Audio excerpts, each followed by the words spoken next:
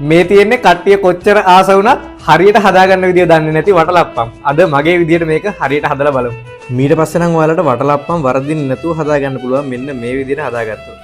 ඔන්න මම අද අරගෙන තියෙනවා කිතුල් හකුරු. ඉතින් මම කිතුල් හකුරු වලින් තමයි වටලප්පම් එක හදාගන්න ඕනේ. ඔයගලන්ට කිතුල් හකුරු හොයාගන්න පුළුවන් නම් හොඳයි. නැත්නම් ඉතින් නිකන් හකුරු එකක් ගන්නත් පුළුවන්.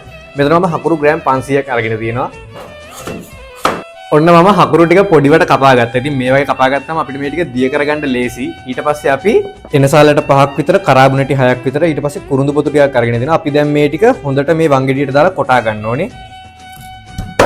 ඉතින් ඔයාලා මේක ගොඩක් පිටි වෙන්න කොටා ගන්න ඕනේ නැහැ. මේකේ තියෙන ෆ්ලේවර්ස් ටික එළියට ගන්න මට්ටමට කොටා ගත්තාම ඇති. ඊට පස්සේ වතුර මිලිලීටර් 85ක්. ඊට පස්සේ අපි මේකට දාගන්නවා අපි අර කොටාගත්ත එනසාල් කරාබුනටි කුරුඳු ටික. දැන් අපි මේකට සාදිකා ගෙඩියක් ගාගමු. දැන් ඔයාලා ලිපේ ගින්දර අඩු මට්ටමේ මේ ටික හොඳට දිය කරගන්න ඕනේ. දැන් මේ හකුරු ටික හොඳට දිය වෙලා තියෙන්නේ.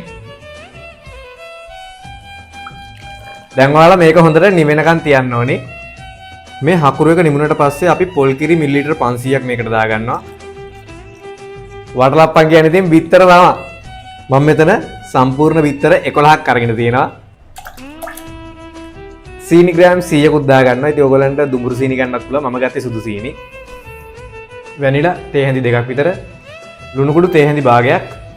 දැන් ඔයාලා මේක විස්ක් එකක් පාවිච්චි කරලා හොඳට මිශ්‍ර කරගන්න ඕනේ. මොකද මේක බීට් කරන්න යන්න එපා. එහෙම වුණොත් අපිට අර වටලප්පම් වල තියෙන ලස්සන සිදුරු ගතිය ගන්න බැරි වෙනවා.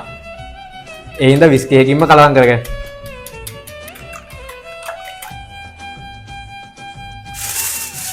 දැන් අපි මේක විනාඩි 45ක් ස්ටීම් කරගන්න ඕනේ.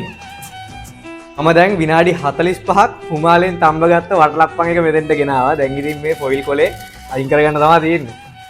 ඔයාලා මේක උණුවෙන්ම අනිත් පැත්ත හරව ගන්න.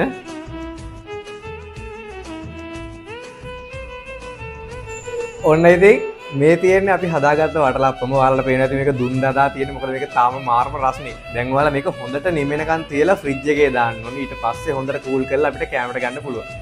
මේ තියෙන්නේ අපි හොඳට කූල් කරගත්ත අපේ වටලප්පම් එක. වටලප්පම් උඩින් ඉතින් සරස ගන්නවා නම් කජු තමයි. ඔන්න බලන්න මේ වටලප්පම් එක කොච්චර සොෆ්ට්ද කියලා. ඒ වගේම ඔන්න තියෙනවා ලස්සනට හිල් ගොඩක්.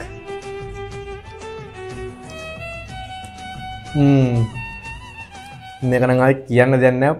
මාරම රසයි.